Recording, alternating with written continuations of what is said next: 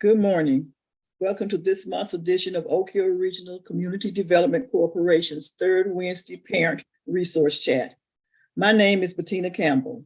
I am the Special Populative Administrator, and I'm also a Medicaid CHIP Assister for Oak Hill Regional Community Development Corporation, which is the parent corporation of Healthy Kids Mississippi. I am your moderator for today. We also have this morning Sister Lottie Miner, who is our Project Director for Oak Hill Regional Community Development Center, and also Mr. Thomas Roberson, who is our Technology and Metrics Director. Our Technology and Medical Director. Remember, we are streaming today's webinar on Oak Hill Regional Community CDC Healthy Kids Mississippi Facebook page. And we ask that you please share your social media pages with your family and friends. Today, we have two guests with us. Our first guest is Ms. Caroline Barnett, who is no stranger.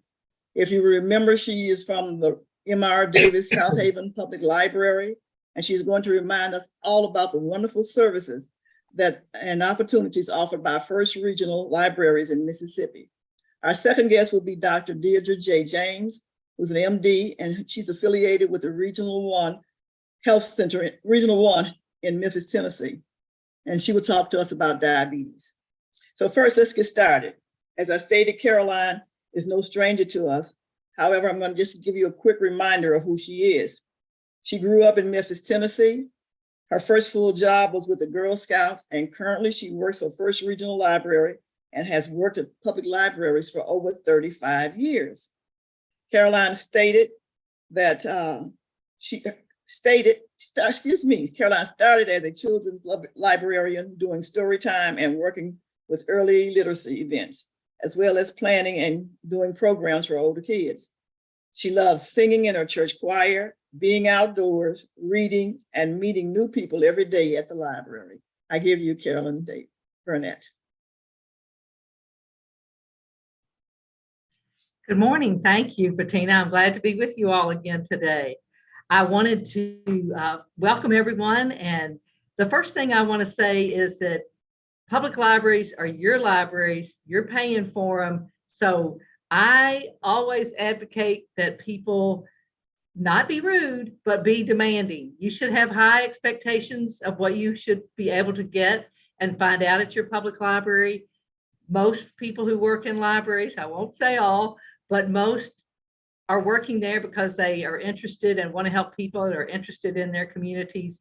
So be someone who expects to get help and expects to get good information. And if you don't the first time you ask, don't give up. If you want to get biblical, remember that it says, seek and ye shall find, knock and the door shall be opened. So keep going until you get the information. Of course, the library is a place for many different kinds of resources. Everyone knows that you can check out books, DVDs, magazines, newspapers at the library. Lots of libraries have kits, not just for kids, but we have science kits, art kits, storytime kits. Those are available not only for places like daycare centers or teachers to check out, but also for individual families. Lots of those things have lots of resources inside, like magnifying glasses, science experiment ideas, craft supplies, puppets.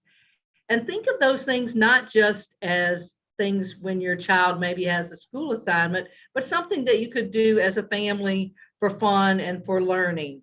Our library also checks out puzzles and cake pans and knitting and crocheting tools. Some libraries throughout the state check out things like lawn tools, computers. During the early part of COVID, our library system did have hotspots to check out so that people could get Wi-Fi access. We do not anymore, but I know that some of the libraries throughout the state do. And I know that's an issue for some folks who live in more rural areas to have good internet access. That's the other thing I would say is, the library is a great place to go if you don't have good computer access. If, for example, you're only able to use your phone or a smaller device for internet access, I, for one, know how hard it is to fill out an application on your phone. So the library is a great place to go and use the free computer, or even if you don't have good Wi-Fi at home, but have a laptop or something, bring that to the library. Some libraries check out laptops or other devices for you to use at home. So just ask. You don't know until you ask what your library might have. There are lots of online resources, which are wonderful, not just for like school reports and that kind of thing, but really it's very hard for libraries to keep up with the latest literature, particularly in things like medical fields or other social services kinds of things. And all libraries have access through the state of Mississippi to something called the Magnolia database. And that gives you access to articles on all kinds of topics, consumer information, lots of health information, legal information. So ask about that. Most libraries have a service called Overdrive where you can download books, magazines, and sometimes movies to your phone or to another device. Or also Libby is an app that most public libraries have where you can use your phone to place holds on books and other resources. So you might be not comfortable with using some of those things, but that's what we love to do at the library, to show you how to use those resources. So again, ask for help. I can't emphasize that enough. We have the resources. We want you to use them. Most of our resources are underutilized because people don't know about them. So I'm telling you to tell your friends and neighbors and get in your public library and ask. And if they don't have it, ask them who else might have it. That's another great resource that we have throughout the state. And after I've gone through a few more things, I'm going to show you some links to get to that information. But for example, if we don't have something at the South Haven Library, we have 14 other branches in just our library system where we can see if they might have the material, and usually we can get things within a couple of days. We are also in partnership with a number of libraries throughout the state, including several of the community colleges and Mississippi State, which gives us just tremendous resources for whatever you might be interested in. And then we also have a service, all public libraries have a service called Interlibrary Loan, where if we don't have it in our system or in our partnership, we can get the materials for you, you know, from Hawaii or any other location. So, and all of those things are free. I should have said that at the very beginning. This, as I said, it's your public library. We're paying for it with our taxes. Almost every resource is free. You do have to pay for things like printing and faxing, just because we have to have the resources to provide those. But all materials you check out should be free.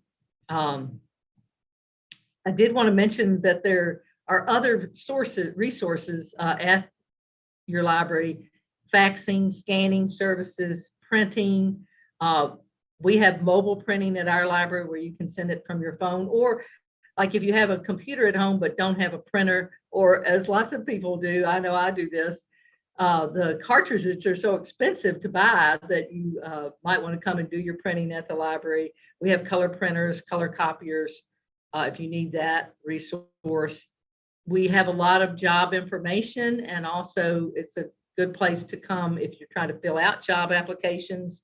Lots of libraries, including ours, will help you with resumes, applications.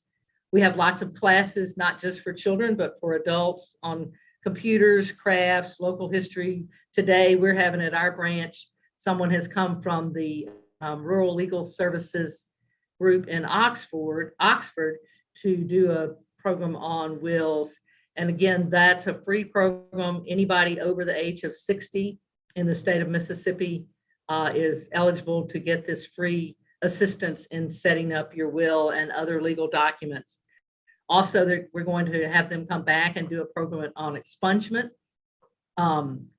Lots of times people are not aware that something that got on their record, on their police record, can be expunged after a certain number of years or for various reasons. And a lot of times that'll keep you from doing something like getting a commercial driver's license or working in home health care. And it's not easy, but it is something that you can do, and that you can do it without a lawyer. But this Rural Legal Services have offices throughout the state and should be able to help you with that as well. And again, that is free.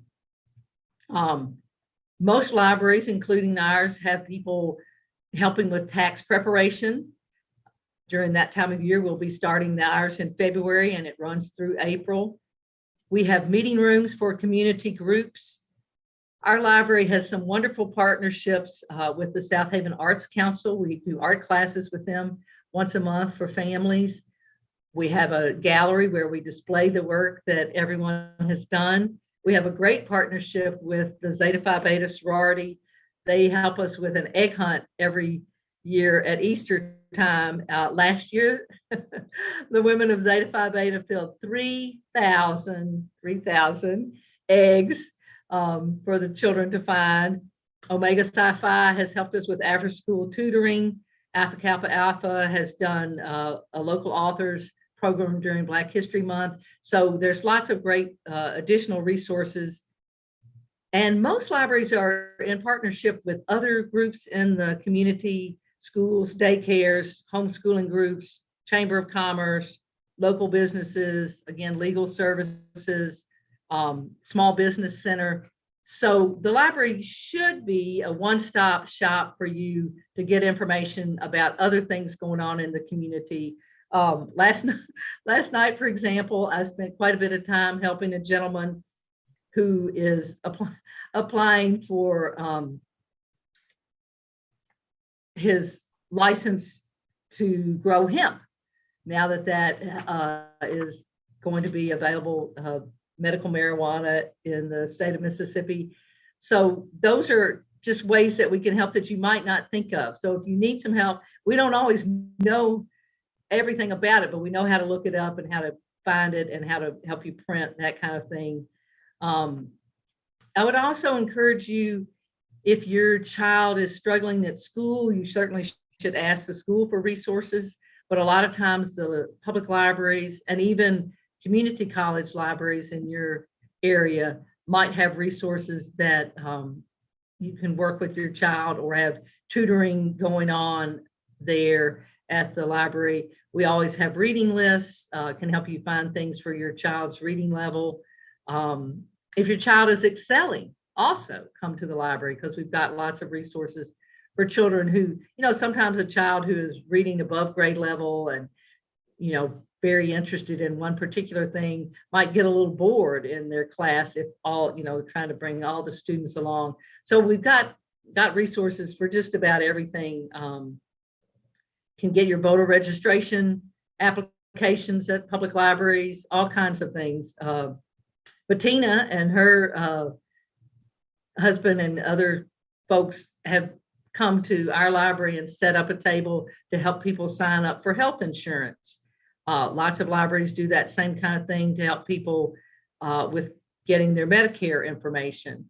Another thing that we're doing is we're collecting, excuse me, the applications for housing. The Oxford Housing Authority covers our area of DeSoto County as well. So we're the collection point for people to turn back in those applications. So I really just can't emphasize enough that if you are trying to find something out and you're getting frustrated trying to look for it or don't have good computer access, come to your public library and see if you can figure out, what you need. And again, ask for help. We don't know what you want till you ask, and then it might take, a little bit of work, but that's what we're there to do. So please do ask for help. We've got lots of other things going on. I've kind of emphasized the community information and that kind of thing, but we've got story times, we have Lego programs, we have Lego kits that you can check out. We do genealogy classes. Lots of people have seed swaps where you can come and bring seeds that you have and get, the heritage or heirloom tomato seeds that you've been looking for. We have game nights, genealogy classes, Pokemon play dates. We're getting ready at our library to have our first Dungeons and Dragons event for teens. So the library really should have things for all ages. And again, be an informed consumer. If your library doesn't have something for your kids, say, you know, I'd really love to see y'all do something for teens or a book club, or I'd like to have more information on African-American authors or on historical events in our area or that kind of thing. Our Friends of the Library sponsor a book sale at our library. The book sale goes on all the time, and you can buy a bag for $5 and you fill it up every time you come to the library for $2. You can stuff a lot of stuff in a bag, I can tell you. We have jewelry sales sponsored by our friends.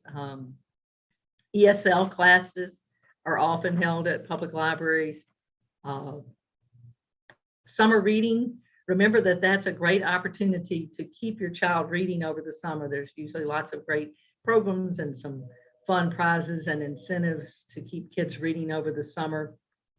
I think I've gone on a long enough time, but let me just share this screen that has two things I'd like for you to be aware of.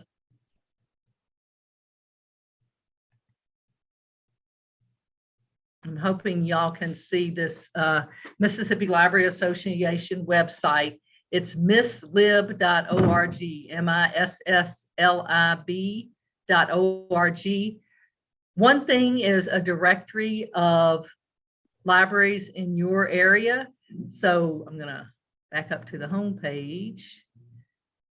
So the home page has is just misslib.org. Let me look at this first while we're so on the home page, actually in the middle of the screen says click here for a map of available Wi-Fi library and academic parking lots across the state. We did this during the early part of COVID because so many people didn't have access anymore to the computers in the library, but most libraries have Wi-Fi access, so you can just sit out in the parking lot. Or in our case, we fortunately have a lovely little lake outside our library and nice lot of benches. But you should be able to find your county and places to get Wi-Fi access. And then the other thing is if you go on again on the Library Association homepage under organization, it actually, one thing you might look at too are school libraries, but this directory of Mississippi libraries has academic libraries, public libraries, and again, it's by region and county, and you should be able to find the library. Of course, you can Google this, you know, just libraries in Mississippi, but I have done that, and I find that this is a little quicker access. The other thing about the Mississippi Library Commission, which is a different thing from the Mississippi Library Association. The Mississippi Library Commission is basically the state library. And if you look at that MLC services and go down to book match, you can request, if you don't know where your library is or you can't get to it, it's too far away, or the hours don't meet when you can be able to go there, you can ask the Library Commission, the state library based in Jackson, to find some information for you and get your public library to reach out to you.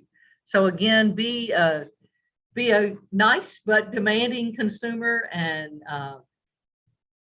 see how your library can help you with all sorts of things. I'll get off my soapbox now and let somebody else talk. Thank you. If anybody has any questions, I'm happy to try to answer them.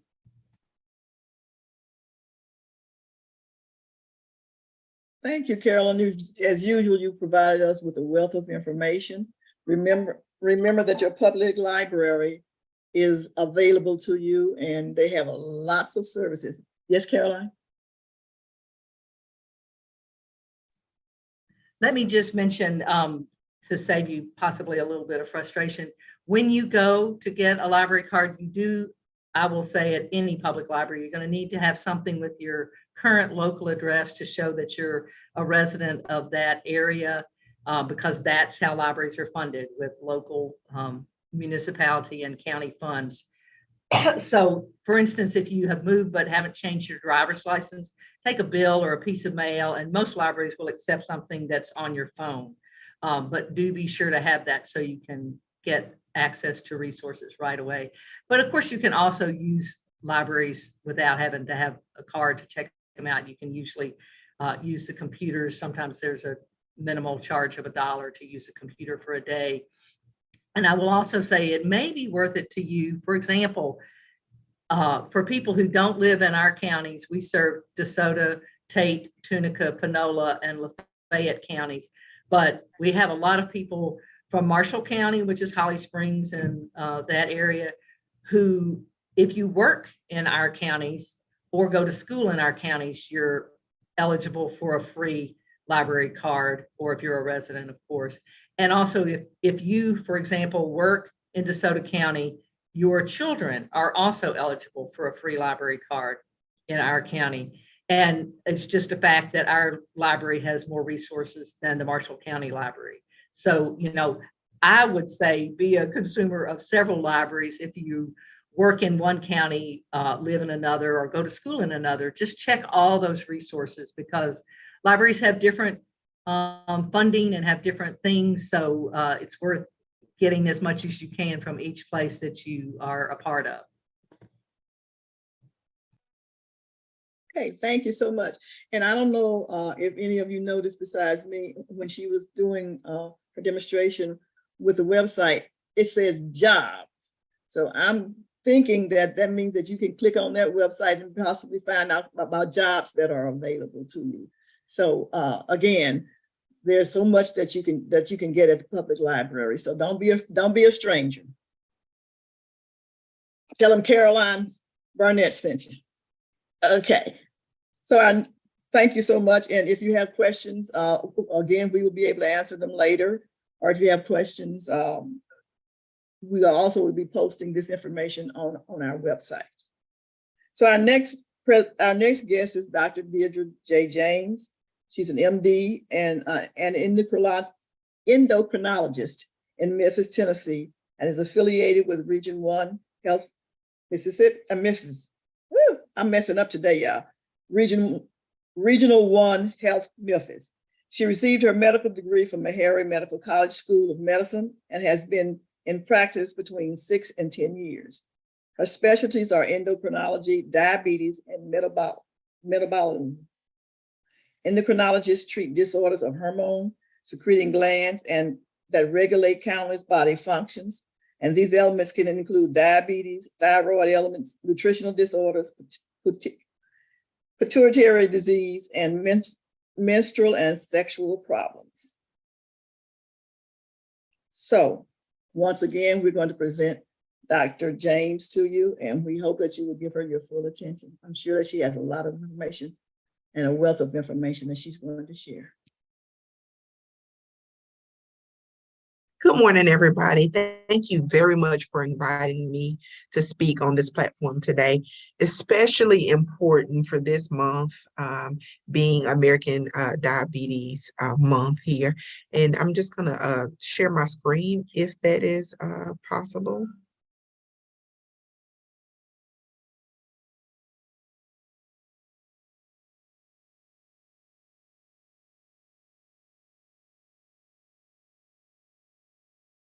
Can everyone see my presentation? Yes, ma'am. Wonderful. Thank you very much. And thank you so much to Mrs. Campbell for the wonderful introduction. And so I think there are a few things that everyone should know about diabetes. And I just put this here. I don't have any conflicts of interest, which means that I'm not getting paid by any particular drug company or anybody to influence the way that I'll lecture today. So this is completely unbiased information that I give you today. And so some of the objectives that you will see is that we'll talk about today is how common is diabetes? Who should worry most about diabetes, and when should I get tested? How do I know if I have diabetes? Can diabetes be prevented? what if I have diabetes? What are my blood sugar goals? How do I get to these blood sugar goals? And how do I take care of myself if I do have diabetes? So at the end of this brief talk, I want everyone to be able to answer these questions. And so if we talk about the epidemic of diabetes, we see that 37 million people in the US have diabetes. That's about 11.3% of the population. Only about 1.5 million people have type 1. So this is majority type 2. And unfortunately, of the over 37 million people with diabetes, about 8.5 million people are completely undiagnosed. So that means over 20% of adults are already developing complications related to diabetes because they're not being able to control their blood sugar because they haven't been diagnosed.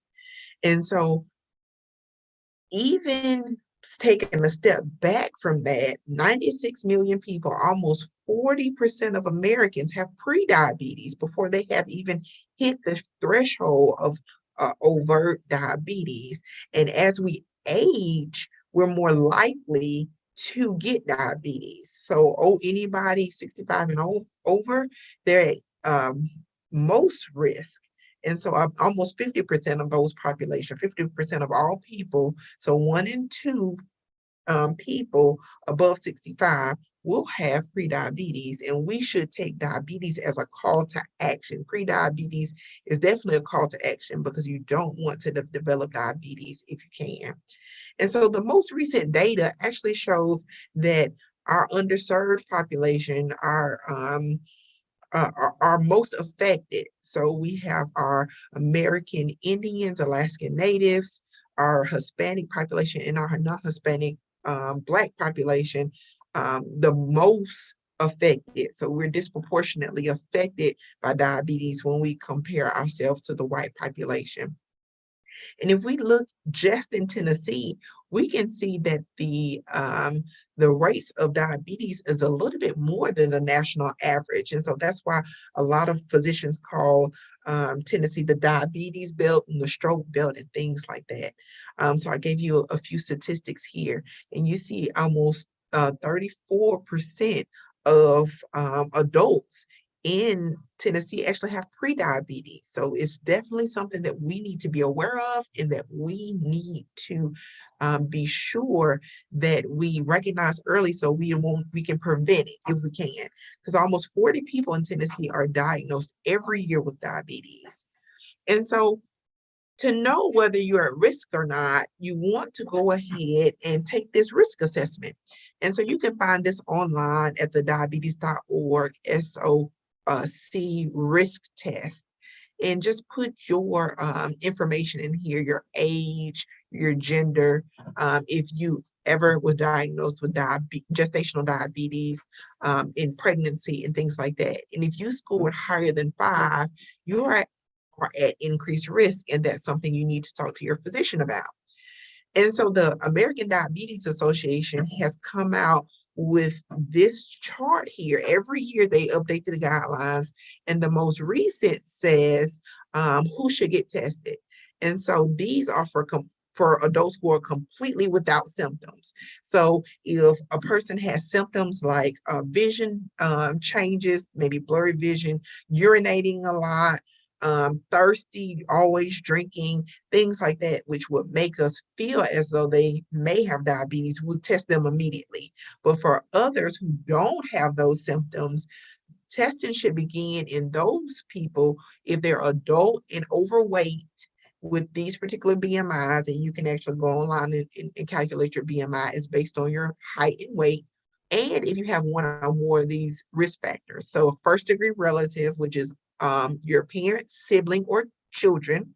If you belong to one of these high risk ethnicities, if you have a history of coronary disease like heart disease, if you have high blood pressure greater than the number here, 140/90, or if you are treated for high blood pressure. If you have a low HDL, which HDL is your good cholesterol. We say H stands for heavenly because that's your good cholesterol. You really want that to be above 50, but if it's low, then that's not a good sign. Or if your triglycerides, which are the fatty components of your blood, if that of your cholesterol, if that is high, and you can get these numbers from your doctor from a simple lab test. That's why I included them here. You want to be tested. Any woman who has had a polycystic ovarian syndrome, also called PCOS, a long period of physical inactivity, which I think with COVID, we all have been a little less physically active than we normally are, or if there's another condition that make you at increased risk of what we call insulin resistance. So basically, you need higher insulin levels than a person who is not at risk for diabetes. So if you're severely obese or have a condition called acanthosis nigricans, if you have pre-diabetes, have been diagnosed with gestational diabetes, or if none of those exist, then testing should begin everybody else if you're 35 years or over. And then if those tests are normal, then you need to repeat at least every 3 years, or if symptoms develop, you may want to do that more often. And people living with HIV should get tested at initial diagnosis and if they change their therapy, because some therapies for HIV will increase your risk for diabetes.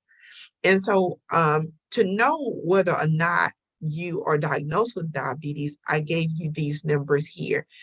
If you're completely normal, your A1C is less than 5.7.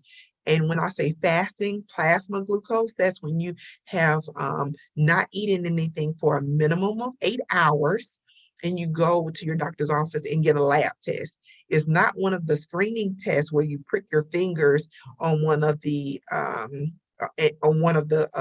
glucometers, because I know some people's employers will have like different screenings and things like that. So this is actually a blood draw.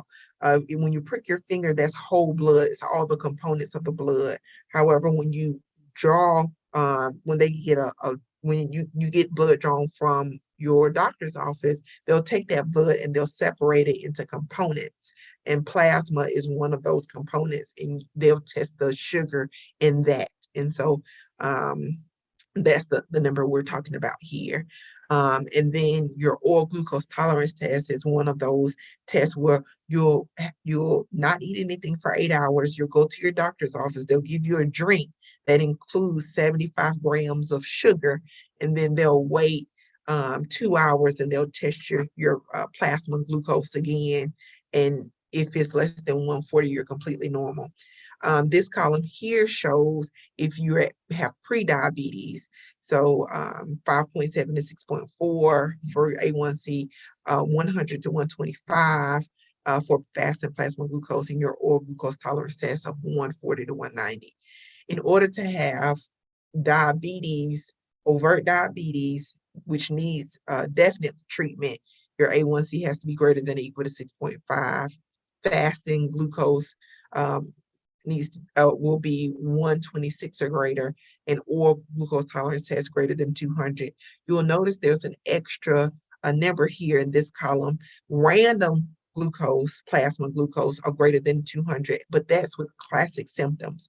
I'm urinating a lot. I have blurry vision. I'm extremely thirsty, things like that. And if they randomly, you don't have to fast, if they randomly get draw your blood and your blood sugar is over 200, greater than or equal to 200, and you have those classic symptoms and you have diabetes, I will say you do want to get these tests repeated. And so you have 2 tests to confirm the diagnosis. One of the reasons why I like to make sure that the community knows these numbers is that not every clinician will recognize the importance of intervening at the stage of pre-diabetes, because there's no drug that's really approved from the Federal Drug Administration, the FDA, for treatment of diabetes. It is a lifestyle, but some clinicians say, oh, I won't need to treat it with the drug, so I won't even mention it. So it's important for you to know your numbers so you'll know whether or not you have pre-diabetes. I have family members all the time who will send me their lab work and they'll be pre-diabetic and the clinician will not have said anything. And so what do we really need to do about the diabetes pandemic? And the answer is prevention. We don't want to get to the point where we actually have diabetes. There was a study called the Diabetes Prevention Program. They basically took people who had prediabetes and they put them into three groups. One group was intensive lifestyle intervention, and we'll discuss in a moment what that means. The other two group were um, about 1,000 people got the lifestyle intervention, about 1,000 people received metformin, the medication metformin, and about 1,000 people got a pill that didn't have anything in it. It was just a blank pill. And so lifestyle intervention means dieting. So you want to reduce your calorie intake by 500 to 700 calories a day, or based on your weight. You want to reduce the total amount of fat that you have. You want to lose and maintain a weight loss of 7% of your initial body weight. You can do this by using one of the Mediterranean DASH diets, meal replacements, anything of that sort. So whatever helps you, you just want to have more calories out than calories in. So you want to burn more calories than you actually eat.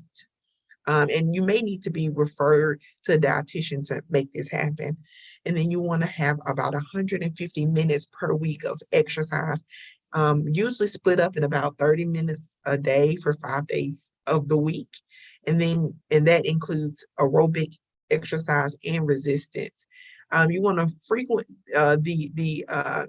in the study, there was frequent contacts with the participants of the study, with the investigators, and the participants monitored themselves very closely.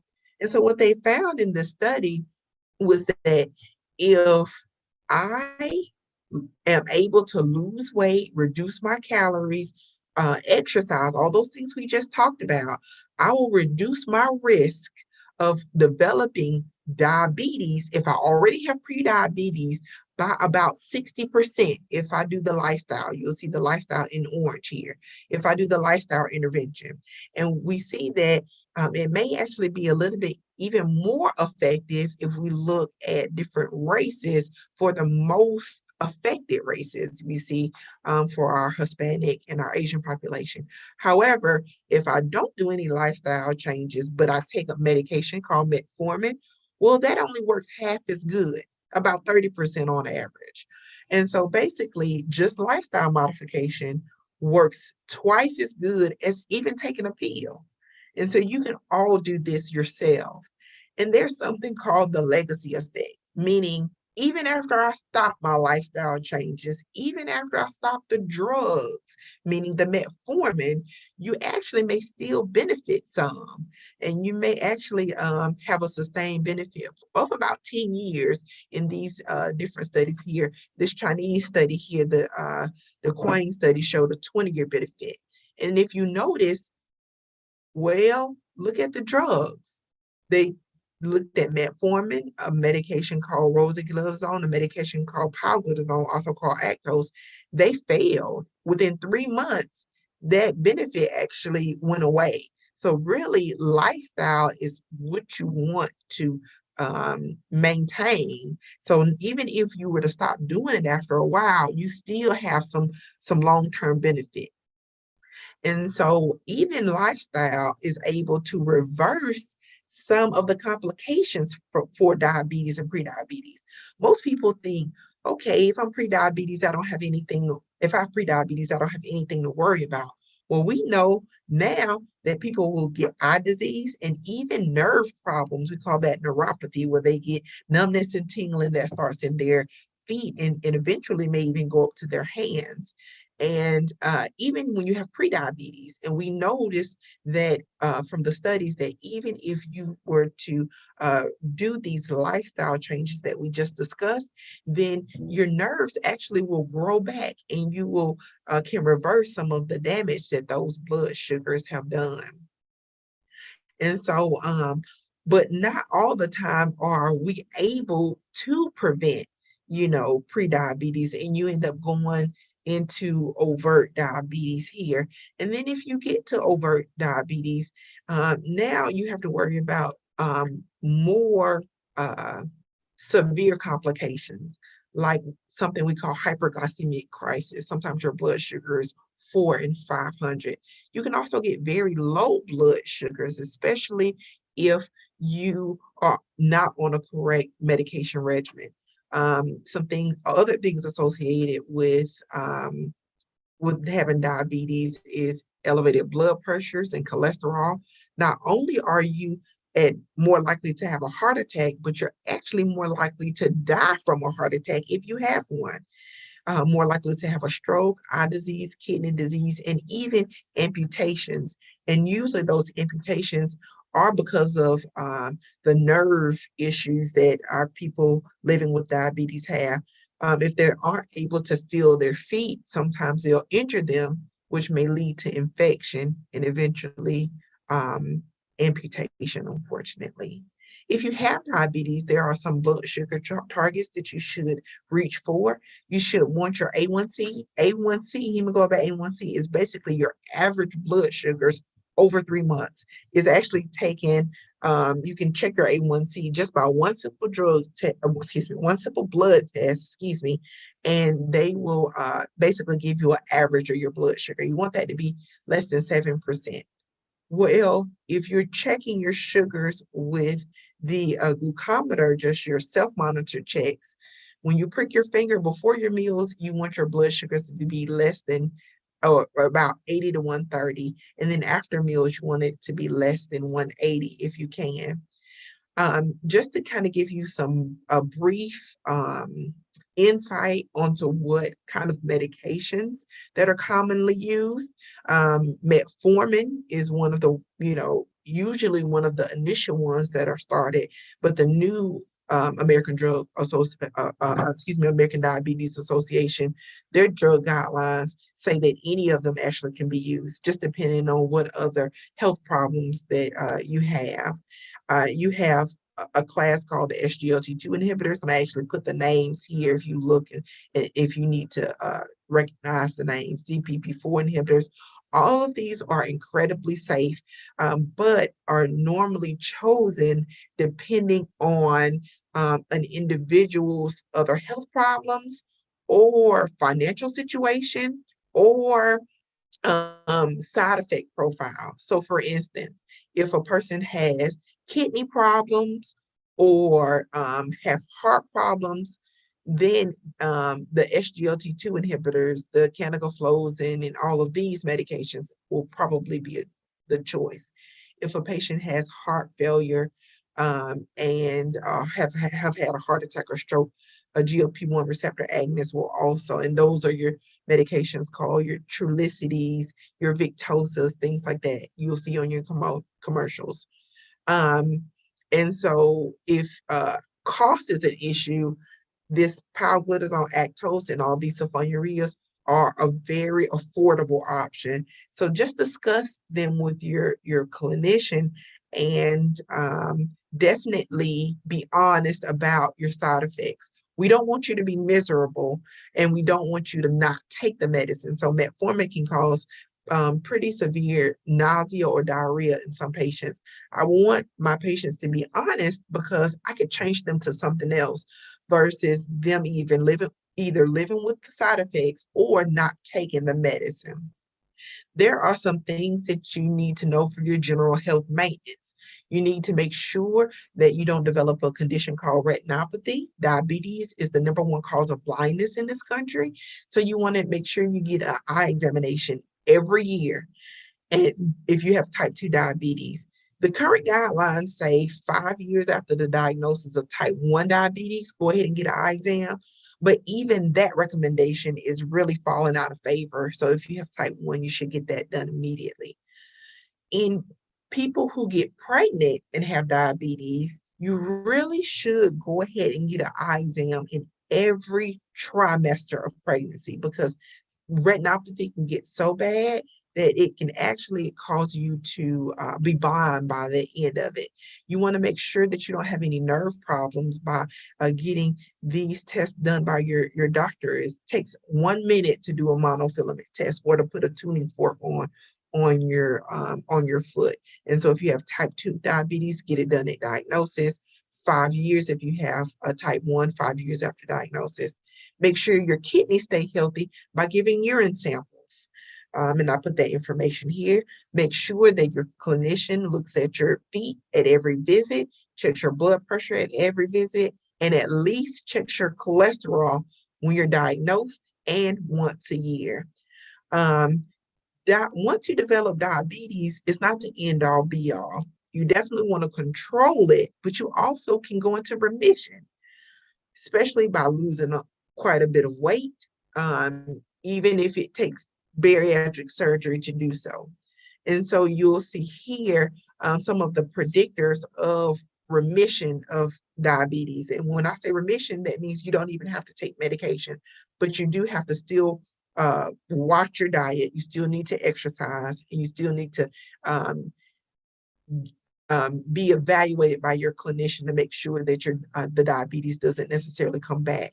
And so predictors of remission, you see, if you've had less than 2 years of have you had diabetes for less than 2 years, that's the most sensitive predictor, meaning that's the one that really shows that it could be, it can go into remission. However, if you had it 10 years, it can definitely go, especially if you lose at least 6.5% of your current weight with different fitness improvements. If your A1C was initially low and has not gotten very high, you're probably able to make that A1C go back down into the normal range, and if you're not on any blood pressure medicine.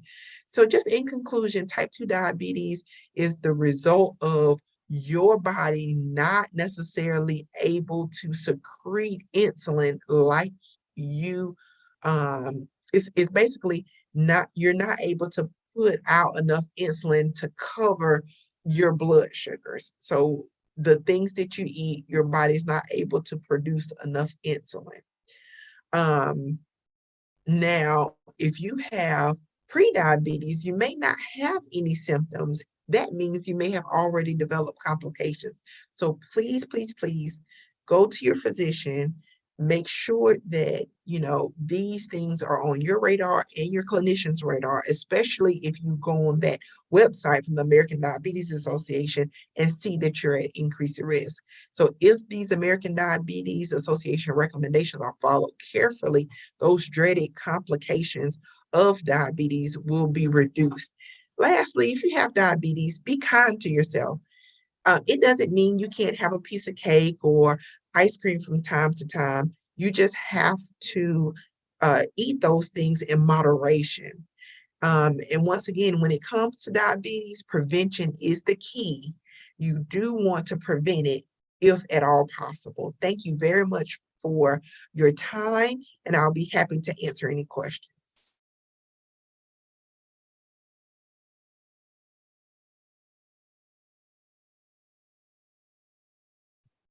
Wow. Thank you. A very thorough presentation, and one of the more easily followed and understood presentations that I've heard about diabetes. So thank you very, very much. Again, are there any questions that you have for Dr. James?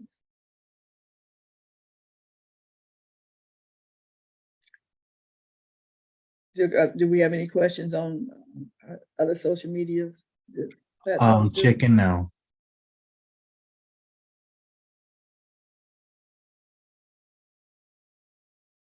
If you have a question, you can either put it in the chat or raise your hand, or you can open your mic and ask the question if you're on Zoom.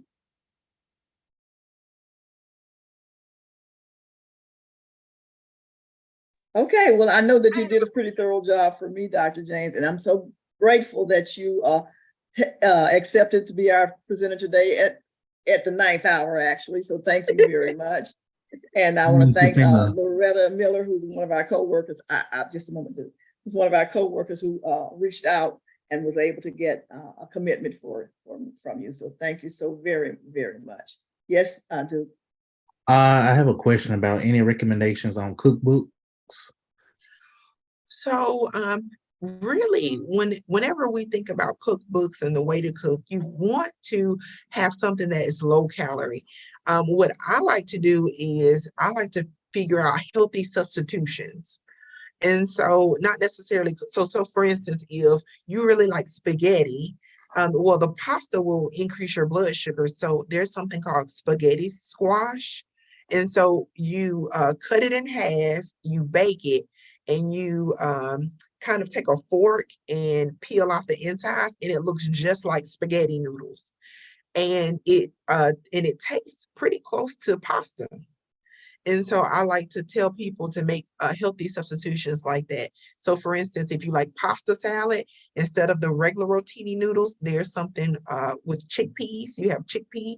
And so you won't get all of those carbs. You definitely want to have a high fiber diet as well, because if you have high fiber, then your body will not absorb all of the sugar. So say for instance, when we think about drinking orange juice versus eating an orange. Well, if you drink the juice, you don't have all of the pulp and fiber that you'll get if you actually eat the orange and eat the flesh. So your blood sugar will spike straight up with the orange juice versus it will go up if you eat an orange, but it will level out pretty quickly and go back down. So no particular cookbook by name, but I will say, whatever, I encourage my patients to basically make lifestyle changes. You know, for instance, for most people, going on a keto diet may be okay for a few months, but they can't do that for the rest of their lives.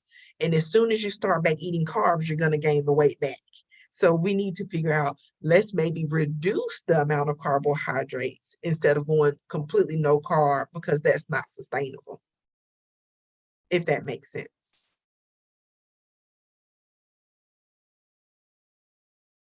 Also, Carolyn reminded us that the library is a wonderful source to find cookbooks of all kinds. So I certainly agree with Dr. James, lifestyle change. I keep reminding myself of that, but I get there. Lifestyle change is the best option. So, but if you want to use cookbooks, again, the library is a wonderful resource for those. And so someone asked in the chat that people will eat a peppermint to bring their sugars up if it's low. That's absolutely a great thing to do. It is okay. Some people will have any type of hard candy, whether it's butterscotch or anything like that. What I will say is eat 1 or 2 peppermints. Don't, have a whole handful. Sometimes it will take about 15 minutes for your blood sugar to increase. So we call it the rule of 15. So 15 grams of carbs, which is like a slice of bread. And if your blood sugar is low, you get 15 grams of carbs, or 1 Skittle is 1 gram of carbs. So if you have kids and it's Halloween just passed, if you have some Skittles laying around, you eat 15 of those Skittles, wait 15 minutes, and then recheck your blood sugar. Because what you don't want to do is, drink a little bit of orange juice or eat 1 peppermint, check your blood sugar 1 minute later, it hasn't went up. Then you drink more orange juice or drink more Coke, and you keep doing this, and now your blood sugar's in the 400s. Thank you. We have some wonderful questions in the chat about holidays are coming. Any suggestions on how to navigate the big family dinners? So what I will say is, firstly, we feed the ones we love. That's what we do in the South. I grew up in the South. We feed the ones we love. And so I think, firstly, for the ones who cook, we do have to be cognizant that, they'll say, oh, you have to try my, sweet potato pie, and you have to try my red velvet cake, and you have to try my pecan pie, and you have to try, be mindful. If someone says that they're okay, please accept that answer.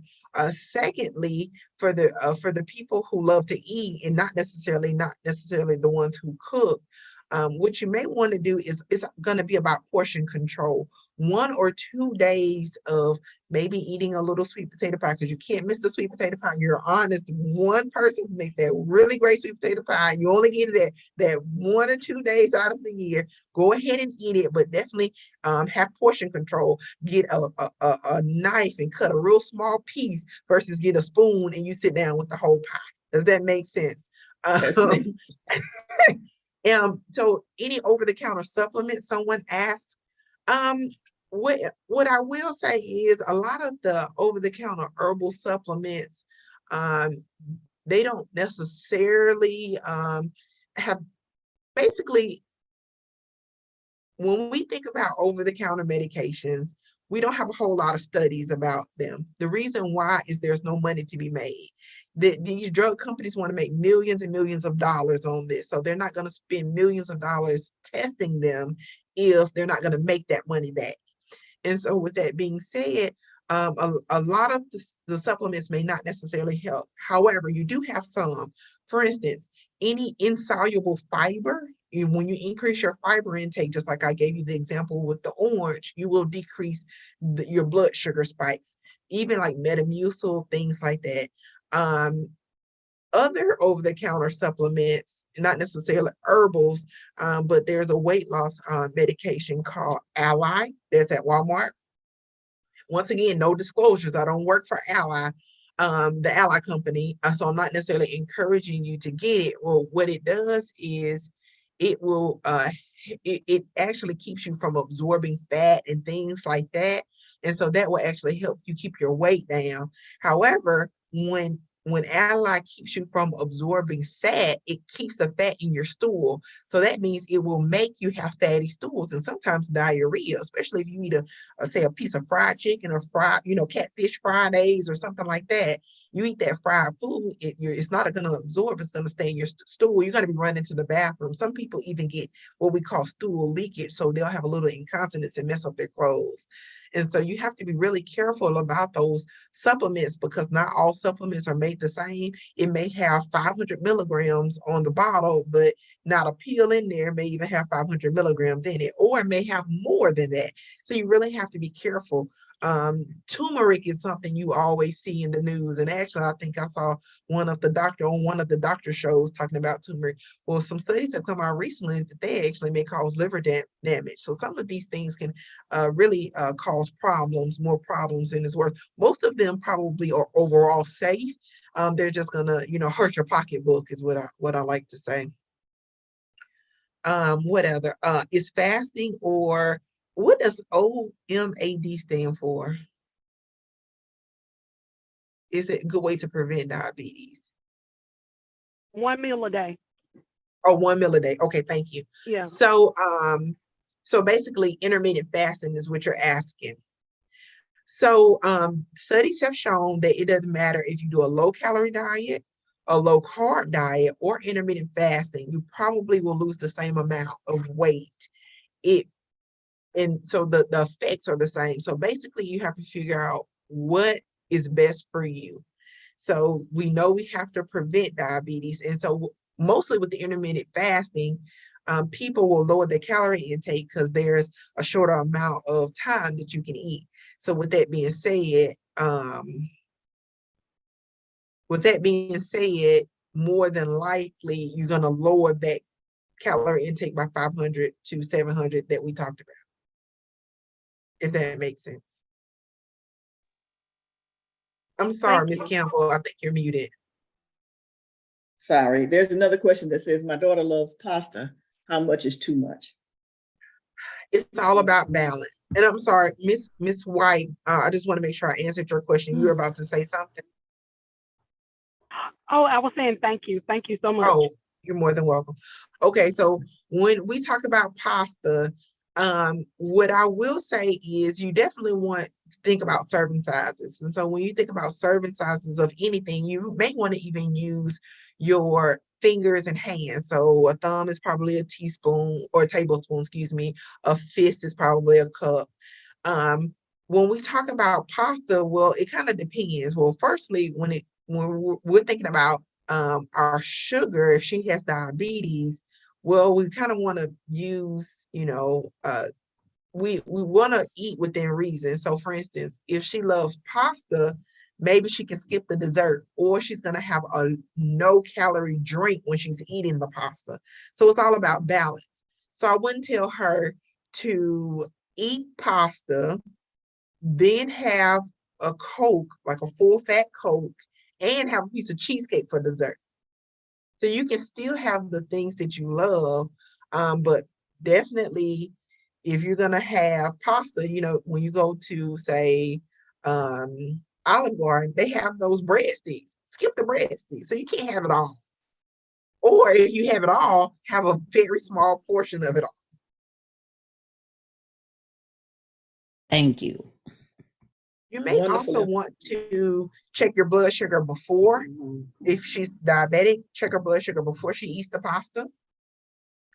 Then check blood sugars maybe an hour after she's eaten the pasta to see how it, because you want to give it some time to absorb, to see how it affects her blood sugar. If her blood sugar before and after she eats the pasta, say for instance, if she's on insulin, so she checked her blood sugar, gave herself the insulin, ate the pasta, and then checked her blood sugar an hour later. Well, if she's less than 180 an hour later, well, we know that the insulin that she gave herself is going to cover herself for the amount of pasta she ate. Well, if her blood sugar is 300, well, she may have eaten too much pasta or didn't give herself enough medication to cover that meal.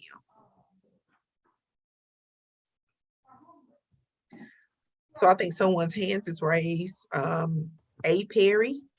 Yes, good afternoon to everyone. So when I was listening to the young lady that was talking about eating one meal a day, wouldn't eat in moderation be better than trying to eat one meal a day?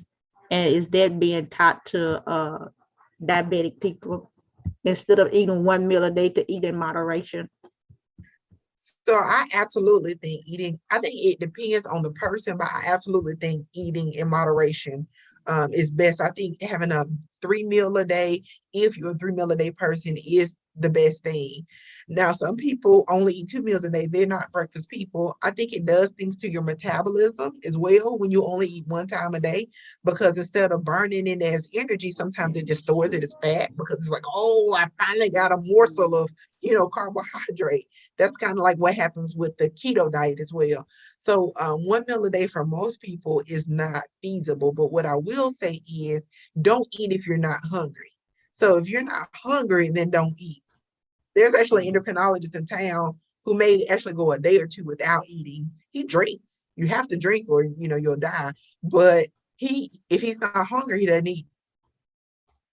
But when he does eat, he eats like 6,000 calories. But His body makes up for it.